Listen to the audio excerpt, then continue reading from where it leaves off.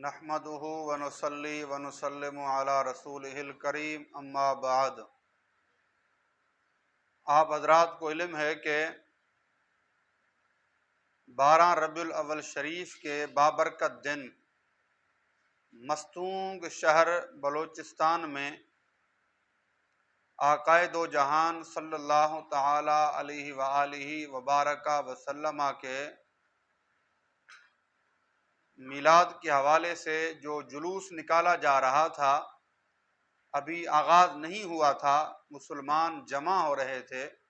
اس دوران وہاں پر خودکش حملہ ہوتا ہے، جس کے ذریعے 70 کے قریب عاشقان رسول صلی اللہ علیہ وسلم شہید ہوئے اور کافی تعداد میں زخمی بھی ہوئے۔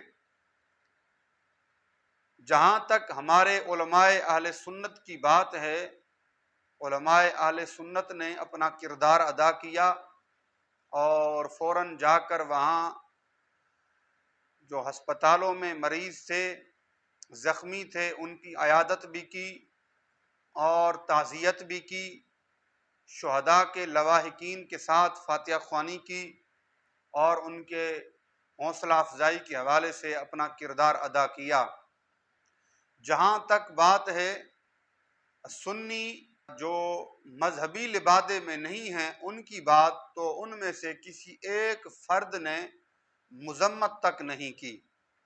اگر میں سندھ کی بات کروں، کشمور سے لے کر کراچی تک جتنے MNAs MPAs حضرات ہیں، ان میں اکثر کا تعلق اہل سنت و جماعت سے ہے۔ کچھ کے نام میں آپ کو بتاتا ہوں۔ کشمور کے سردار سلیم جان مزاری، جن کا تعلق بھی اہل سنت و جماعت سے ہے، یعنی ان کا دعویٰ ہے کہ میں سنی ہوں۔ اور وہاں کے جو ایم این اے ہیں اس وقت احسان الرحمن مزاری، ان کا تعلق بھی اہل سنت سے ہے۔ اور عبدالرؤف کھوسو جو کہ ایم پی اے ہے کشمور کا، اس کا تعلق بھی اہل سنت سے ہے۔ اور عابد سندرانی جو درگاہ باہو سلطان کا مرید کہلاتا ہے، اس کا تعلق بھی اہل سنت سے ہے۔ ضلع گھوٹکی کی بات کریں، میر خالد لنڈ کا تعلق بھی اہل سنت سے ہے۔ اور مہتاب حسین ڈہر کا تعلق بھی اہل سنت و جماعت سے ہے۔ مہر گروپ کی بات کی جائے، ان کا تعلق بھی اہل سنت سے ہے۔ علی گوہر مہر ہو گئے اور غوث بخش مہر ہو گئے، یا پھر ہم آگے سکھر کی بات کریں تو خورشید شاہ کا بھی تعلق اہل سنت و جماعت سے ہے۔ شکارپور کی بات کریں تو امتیاز شیخ کا تعلق بھی اہل سنت و جماعت سے ہے۔ پھر ہم آگے نوشر و فیروز آئیں، جتوئی گروپ کا تعلق بھی اہل سنت و جماعت سے ہے۔ لنجار گروپ کا تعلق بھی اہل سنت و جماعت سے ہے۔ اور ہم آگے آئیں، مخدوم صاحبان کا تعلق بھی اہل سنت سے ہے۔ جاموٹ صاحبان کا تعلق بھی اہل سنت و جماعت سے ہے۔ شیرازی گروپ کا تعلق بھی اہل سنت و جماعت سے ہے۔ لیکن افسوس کے ساتھ کہنا پڑ رہا ہے، ان میں سے کسی ایک ایم این اے نے، کسی ایک ایم پی اے نے افسوس کا اظہار بھی نہیں کیا اور ایک پریس کانفرنس تک بھی نہیں کی۔ اور ان کو ایم این ایز بنانے میں جو کردار ادا کرتے ہیں، وہ ہمارے سنی عاشقان رسول ادا کرتے ہیں۔ ان کو اسمبلیوں تک پہنچانے میں جن کا کردار ہے، وہ سنی عاشقان رسول ہیں۔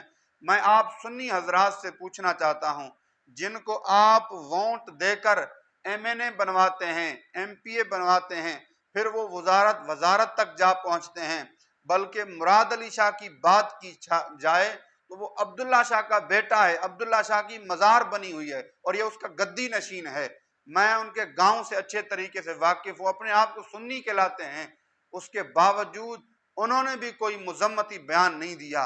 اور میں جس حلقے میں رہتا ہوں، یہاں کے سابقہ ایم پی اے شرجیل انعام میمن، ان کا بھی تعلق اہل سنت و جماعت سے۔ ہر سال میلاد کی ایک محفل سجانے کا بھی پروگرام منعقد کرتے ہیں، لیکن ان کو یہ پتہ نہیں ہے کہ میلاد کی بابرکت محفل اور میلاد کی بابرکت ریلی میں آئے ہوئے عاشقان رسول کو بے دردی سے شہید کیا گیا، تو اس کے پیچھے آخر کون ہے؟ ان میں سے کسی ایک نے بھی مذمت نہیں کی۔ میں سنیوں تم سے پوچھتا ہوں، کیا یہ حقدار ہیں کہ ہم انہیں ووٹ دیں اور ان کو اسمبلیوں تک پہنچائیں جو اہل سنت کے حقوق کی بات بھی نہ کریں؟ اہل سنت کو بے دردی سے شہید کیا جا رہا ہے، قادیانیت کو پروموٹ کیا جا رہا ہے، اور یہ سارے خاموش ہیں۔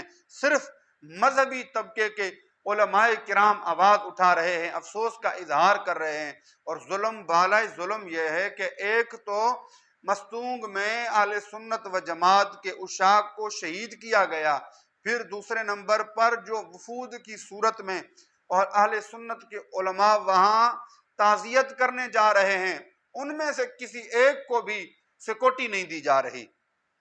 کل علامہ سعد حسین رضوی جو کہ تحریک لبیک یا رسول اللہ کے بانی ہیں، اور وہ وہاں پر گئے ہیں تو ان کو ایک گاڑی سیکورٹی کی نہیں دی گئی، جبکہ حالات وہاں کے آپ اور ہمیں پتہ ہے کتنے کشیدہ ہیں۔ اس دوران پھر وہاں ہمارے بڑے بڑے علماء کرام تشریف لے کر گئے، مفتی محمد ابراہیم صاحب جو اثاثہ ہیں اہل سنت کا، ان کو پروٹوکول نہیں دیا گیا، سیکورٹی نہیں دی گئی۔